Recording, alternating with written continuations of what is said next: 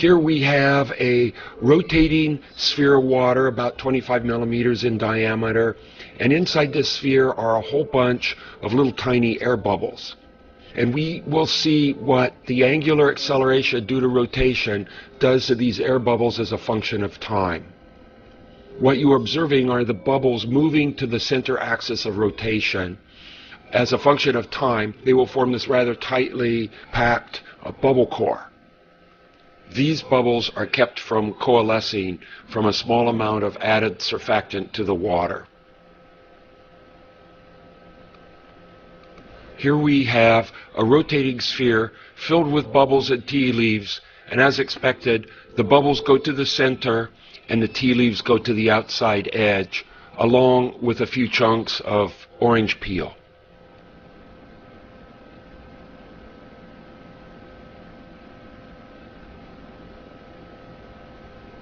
Here we have a rotating sphere with bubbles and chunks from breaking up a small vitamin tablet. And the bubbles go to the center core, but the vitamin chunks seem to stay in their location dispersed through the sphere. And from this we deduced that the vitamin chunks have a density near that of water.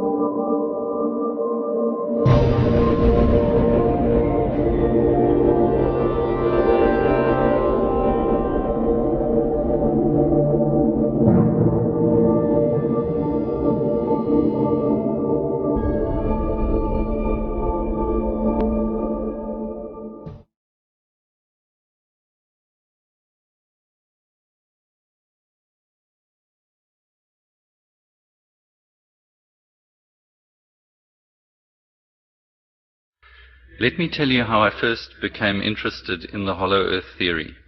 Back in the 1970s, two scientists from the Soviet Academy of Sciences proposed a theory that the moon might be hollow.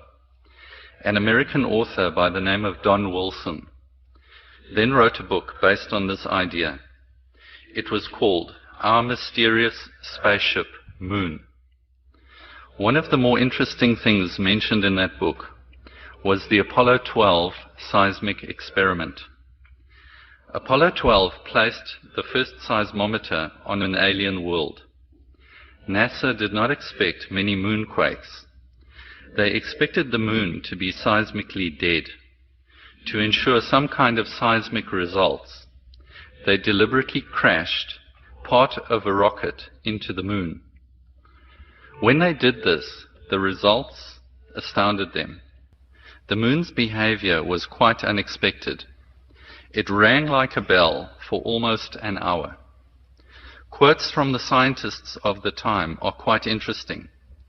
Science News, in its 1970 yearbook, went on to suggest that maybe the moon is hollow. It stated the following: during the first day or two after the event, many researchers were reluctant even to try to devise a lunar model that would fit the strange phenomenon.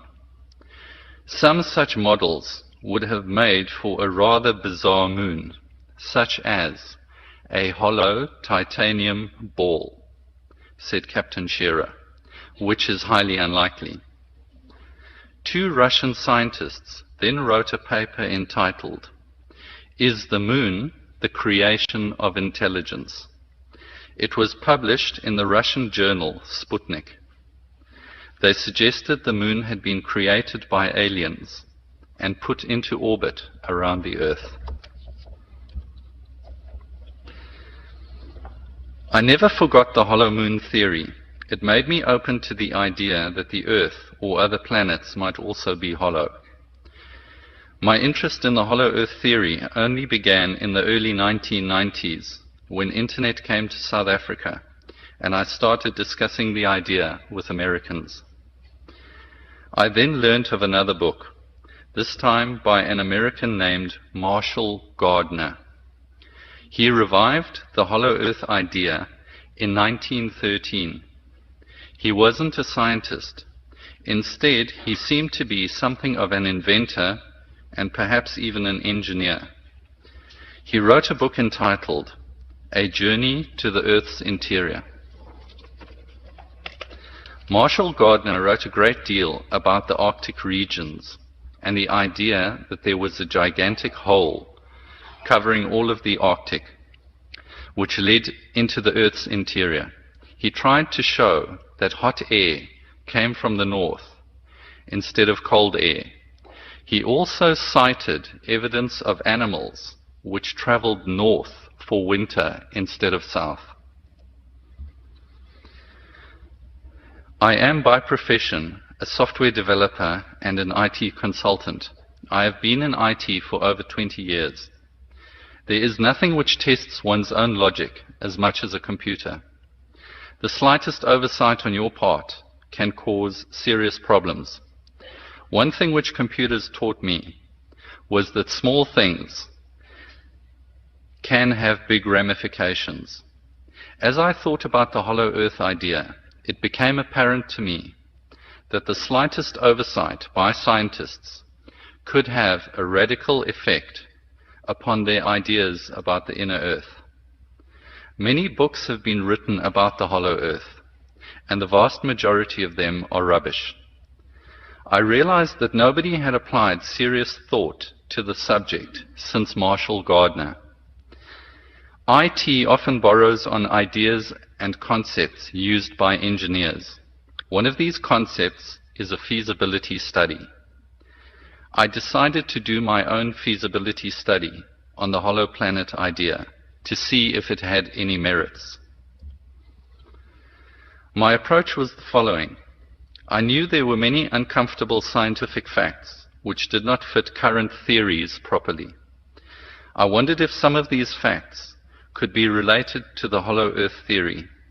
So I set out to find all the facts I could which did not fit current theories, and to see which, if any, could be tied back to the hollow earth theory. I wanted to see if the hollow earth theory could explain some things better than the solid earth theory. The father of the hollow earth theory is none other than Sir Edmund Halley. He was one of the greatest astronomers and scientists of his time. He discovered Halley's comet. He was the first man to propose that the Earth might be hollow. He studied the motion of the Earth's magnetic field. In those days, they did not know much about magnetism. He suggested that maybe there were some magnetized objects moving around inside the Earth, which were causing the Earth's magnetic field to move. He came up with the theory of concentric spheres.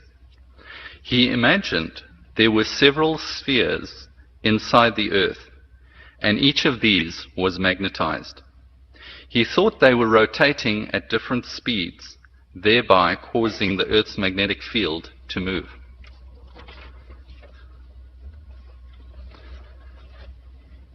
When there was a great aurora in England, he suggested that it was caused by a luminous atmosphere which was inside the Earth and which was leaking out.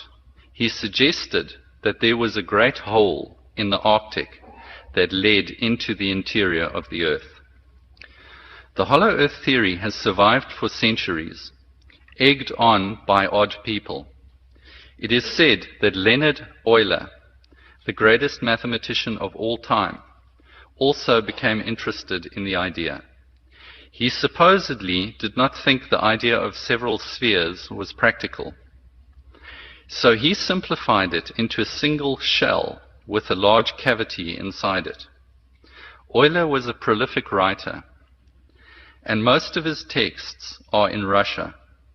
A great deal of his writings have never been translated into English.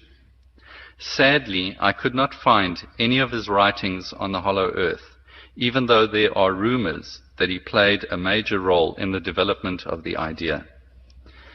Many works of fiction have been written about the hollow earth. The most famous of them is Journey to the Center of the Earth by Jules Verne. Scientists are convinced planets cannot be hollow. This is because of the theory of gravity. In astronomy, the masses of all the planets are relative. So astronomers will tell you that planets are not hollow because when they compare the mass of one planet to another, they find them to have a pretty similar density. Because scientists are convinced the Earth itself is hollow, because scientists are convinced the Earth is solid, they then reach the conclusion that all the planets must be solid. However, if the Earth were hollow, then it would follow that all the planets are hollow. That is an important realization which I came to, that either all the planets are solid or all are hollow. If some were solid and others were hollow, then astronomers would have noticed this a long time ago. You might wonder how come they are convinced the Earth is solid. This comes from the Cavendish balance experiment. The Cavendish balance is a device that measures the attraction between two lead balls.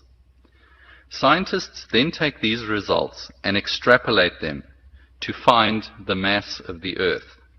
This gives them a mass of 6.6 trillion tons. Take note that this is the one and only method we have of estimating the Earth's mass. There is no method of cross-checking these results. The problem with the Cavendish balance experiment is that it is based on a number of assumptions. The lead balls, for example, are electrically neutral. If there is any difference between the planets and those lead balls, then the results of the experiment will be meaningless. For example, the Earth contains electrical currents inside of it up to 1 billion amps. If electricity were to affect the way gravity works, then it would nullify the results of the Cavendish balance experiment. Consider too that in nature, static electricity has an attractive force which is incredibly strong compared to gravity. It is assumed that planets are electrically neutral and that static electricity is not a factor to be considered. If any of these assumptions are invalid, then the Cavendish experiment is worthless. In my book, I discuss a great many issues relating to gravity, which we will not go into now. But gravity is not as cut and dried as you may think. There are a great many technical issues to do with gravity that have yet to be solved.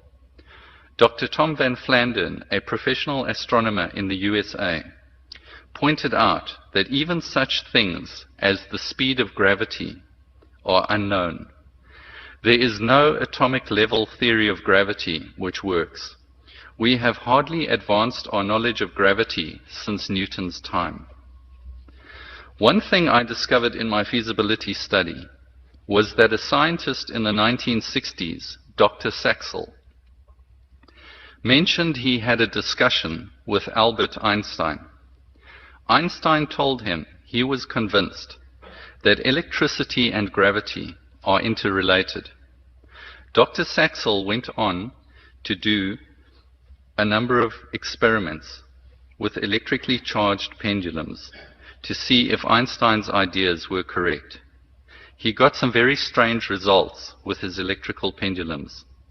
Nowadays, scientists deny the possibility that electricity may affect gravity. However, if it does, then their estimates of the mass of the Earth will be completely wrong. We know there are electrical currents inside the Earth. Calculations based on the Earth's magnetic field show that deep inside the Earth there must be electrical currents of up to 1 billion amps. If these currents affect gravity, then the Earth may weigh much more or much less than the Cavendish balance experiment shows. People hear about the hollow Earth theory. The first question they ask me is, where does lava come from? The completely false impression schools have created in everyone's minds is that the Earth is a red-hot ball of lava. They then imagine that lava from volcanoes comes from the center of the Earth. Ask any geologist or seismologist if this is true, and they will tell you it is not so. Standard geology and seismology texts tell a different story. Scientists know that most lava is slightly radioactive, and they believe it is produced either by decaying radium or through stresses in the crust. Lava is created by heat generated within the crust of the earth. The crust of the earth is thought to be no more than 20 miles thick, although, to be honest, nobody has ever actually penetrated the crust, so we do not know what lies beneath it. Scientists will tell you that lava is a crustal phenomenon, and all lava comes from no deeper than 20 miles. If the earth were an ocean of molten lava, then it would actually be subject to tidal pressures, and the continents would be broken to pieces as the earth rotated. Scientists say the earth is actually composed of solid rock for the most part. As you go deeper, the pressures are supposed to be so great that the rock actually flows from extreme pressure. But nowhere in modern geology or seismology will you see them saying the earth is a ball of molten lava. In fact, the final proof comes from seismology itself. When an earthquake occurs, seismic waves travel out in all directions throughout all the earth. There are two types of seismic waves, P waves and S waves. Based on this, scientists know that all of the earth is actually quite rigid and composed only of rock. And looked into things to see if I could find evidence of something that's not supposed to be there. For example, I had heard that animals had been seen going north for winter, and I had heard that there were islands that had once been on maps and then taken off.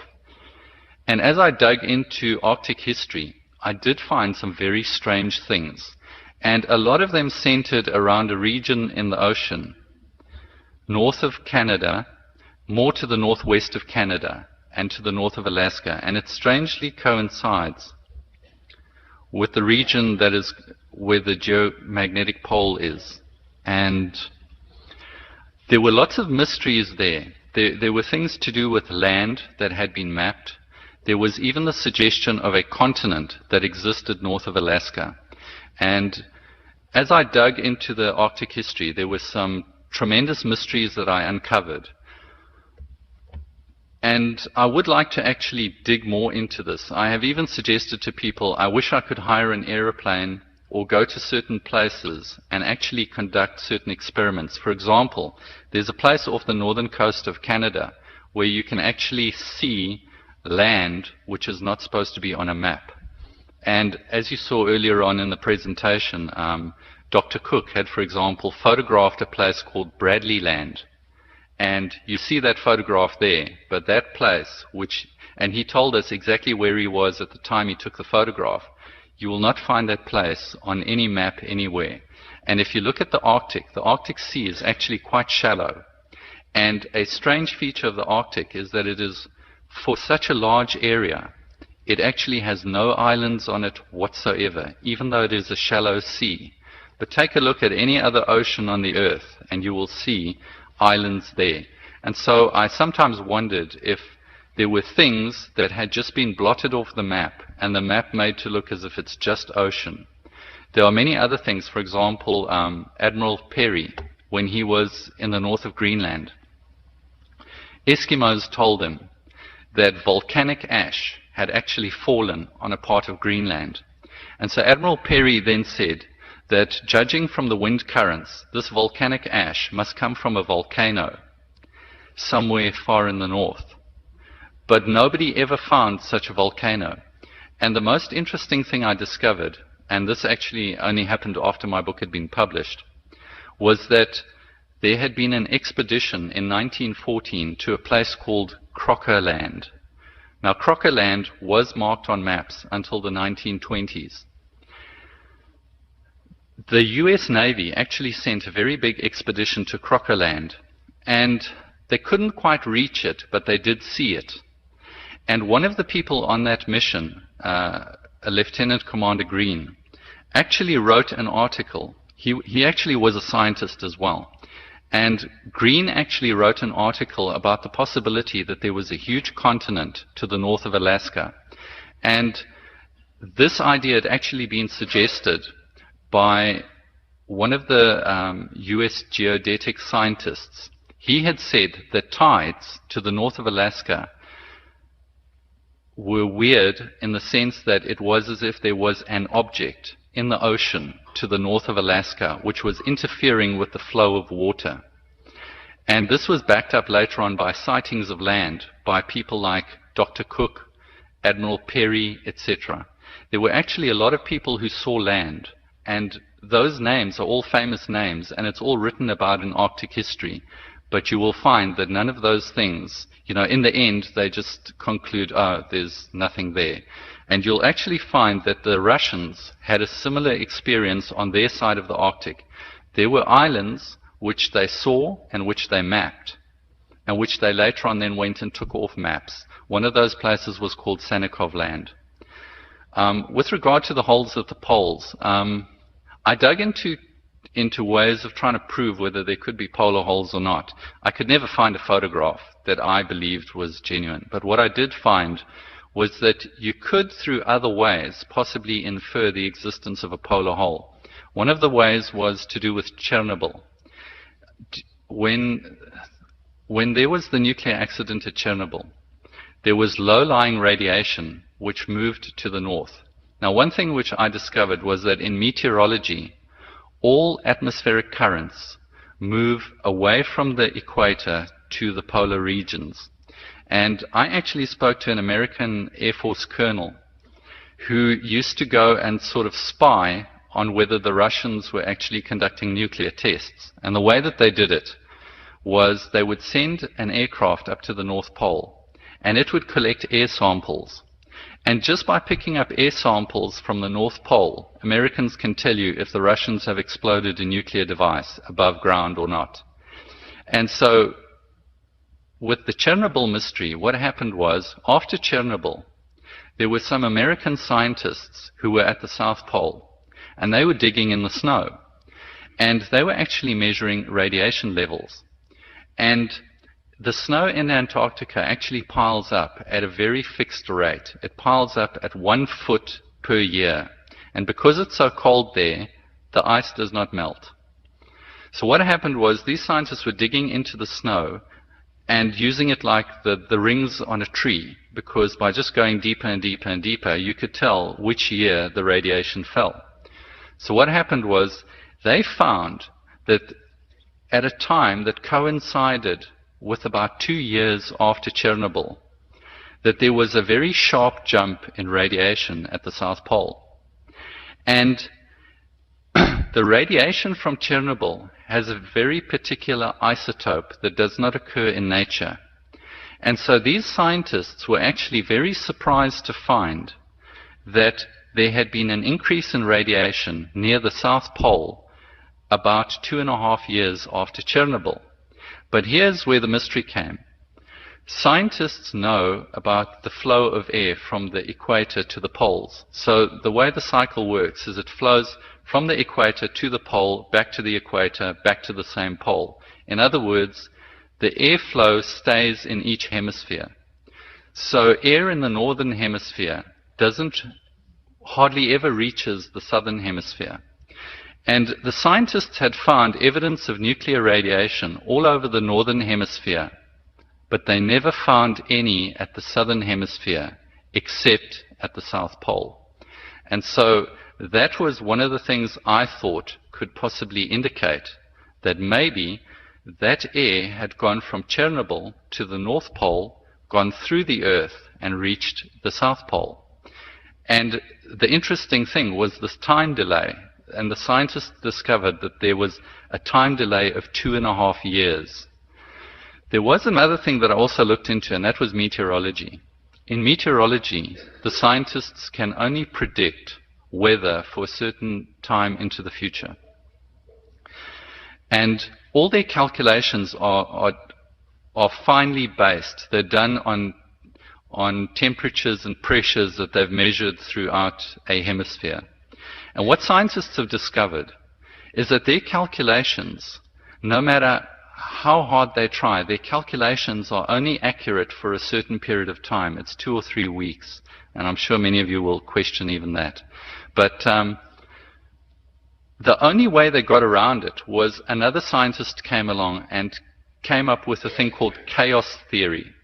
And he basically tried to say that maybe it is actually impossible to predict the weather. And he tried to invoke some sort of atomic level ideas. Okay?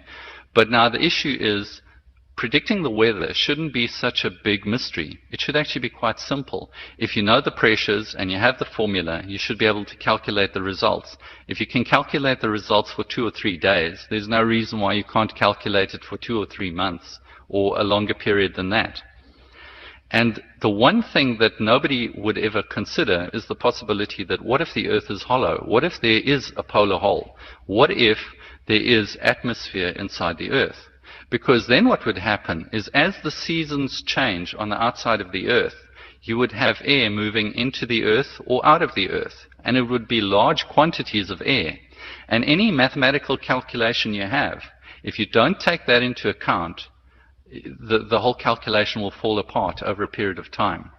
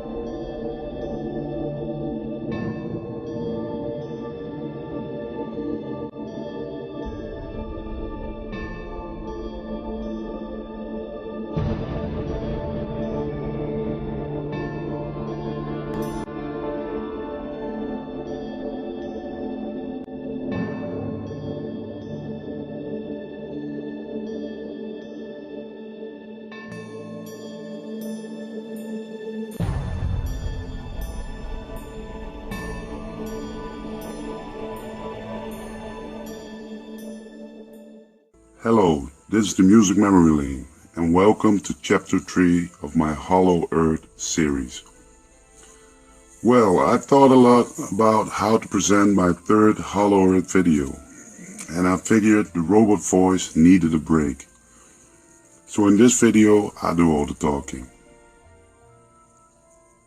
Well, in part 2, I told you about an alleged UFO crash in Freiburg, Germany.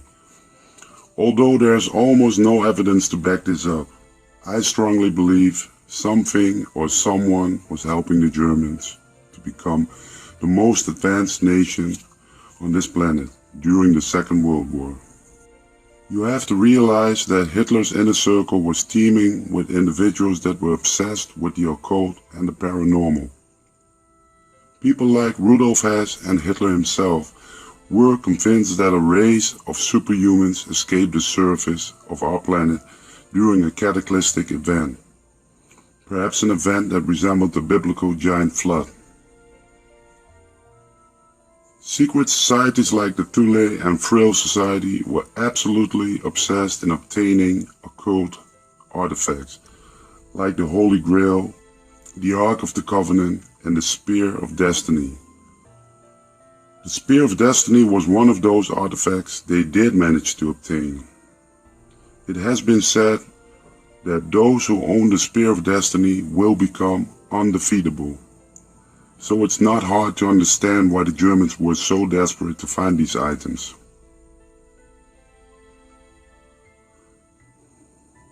We have to ask ourselves some critical questions. How was Germany able to overcome the hardship of the Versailles Treaty, the inflation, the millions of Reichsmarks they had to pay to France and England after losing the First World War, a nation in complete rubble? And in a matter of years, Germany had become one of the most leading nations in the world. How was that possible? And whatever answer you can come up with doesn't make sense until you realize that Nazi Germany must have been held by forces unknown. There's no way Germany could have done this all by itself, especially when you look at the financial side of the story. Who do you think loaned Hitler all that money? Do your own research and find out. The superior advanced Germany technology still puzzles me and many others to this day. Some claim they were 50 years ahead, perhaps even more. And it's all contributed to Germany's willingness to use the latest technology to their advantage, while all the other nations have failed to recognize the possibilities. Well, I have a hard time believing this. While Hitler was searching for occult artifacts all over the world, the most sacred of all crashed into the forest of Freiburg in 1936, almost on top of their heads. Opportunity came knocking, that's for sure. Now, let me take you back to Maria Ostrich and the Frill Society. Maria Ostrich was known to channel messages and acted as a medium on several occasions. She was a regular guest at Heinrich Himmler's castle, and she took part in many channel sessions. She could even summon the spirits of deceased Nazi party members. They still advised their comrades from within their graves. Go figure. Maria Ostrich played an essential role in these sessions, and she was destined to become one of the first to ever contact an extraterrestrial present in modern times. Now, Maria was sent for after the craft and its occupants were transported to Himmler's castle.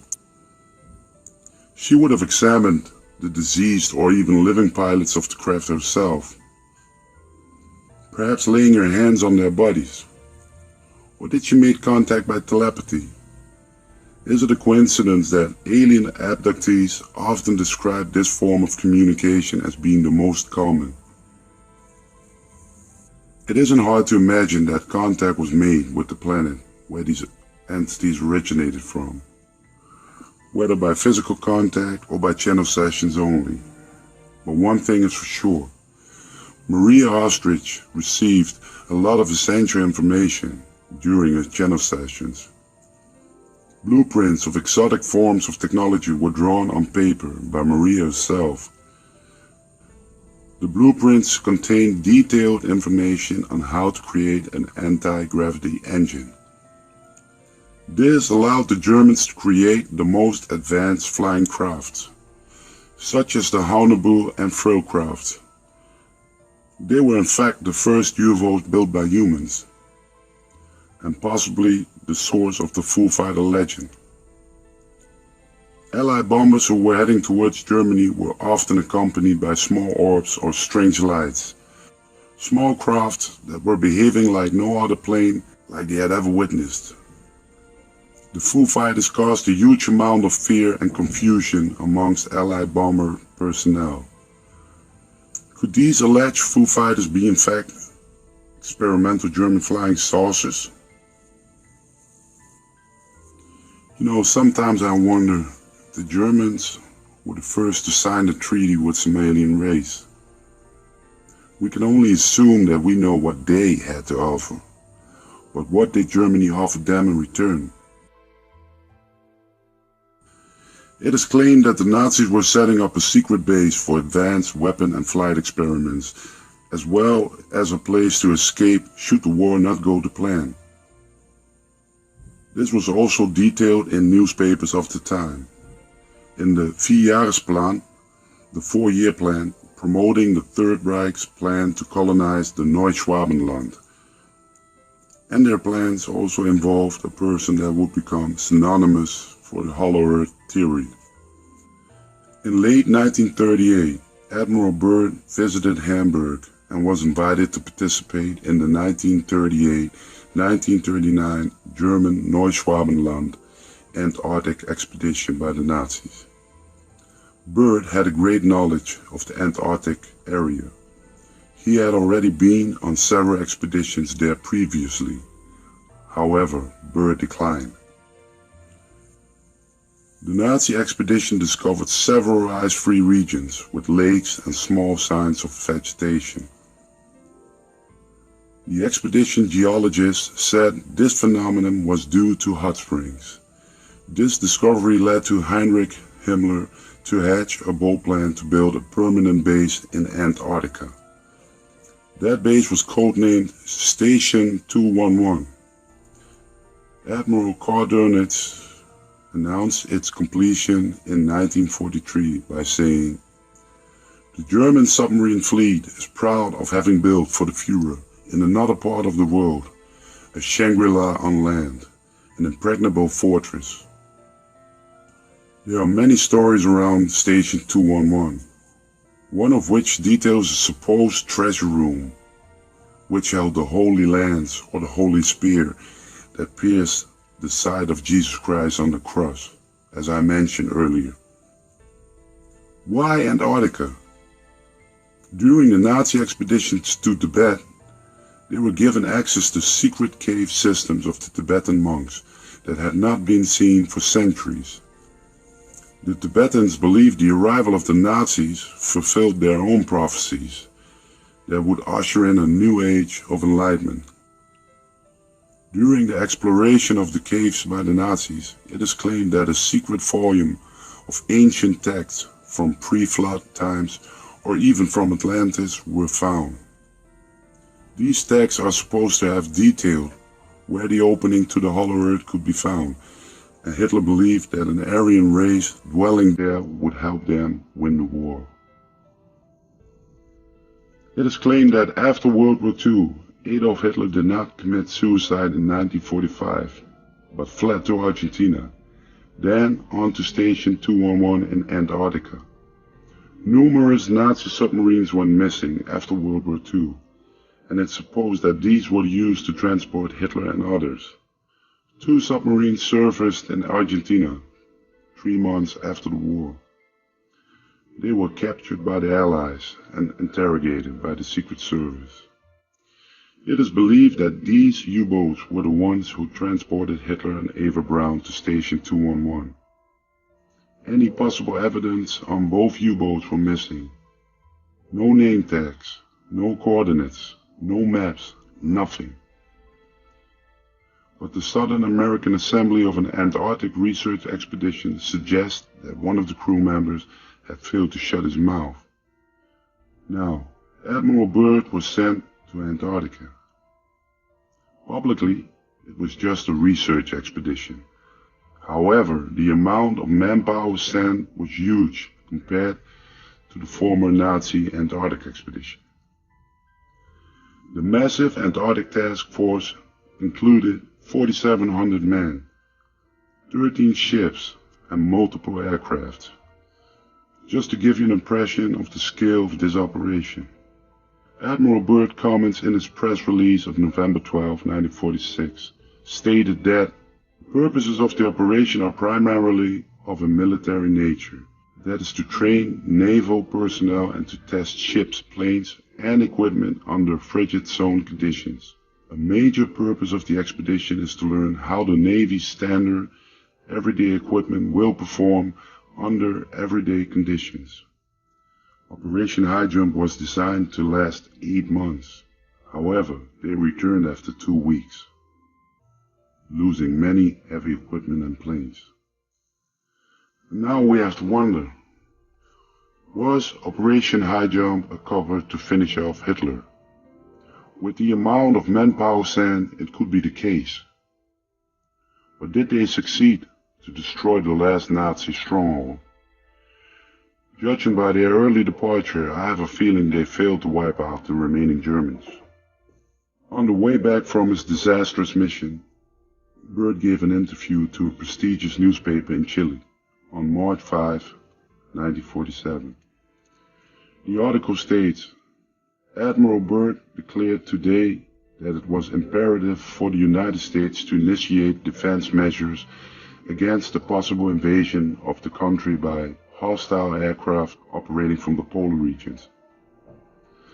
As regards the recently terminated expedition, Byrd said that the most important result of the observations and discoveries made is the current potential effect which they will have on the security of the United States. Well, this of course is the censored version. Others claim Byrd had actually warned the United States government for an enemy that was able to fly from pole to pole in several minutes. And the most bizarre rumor I ever heard is when Admiral Byrd returned home, he was invited by the President himself.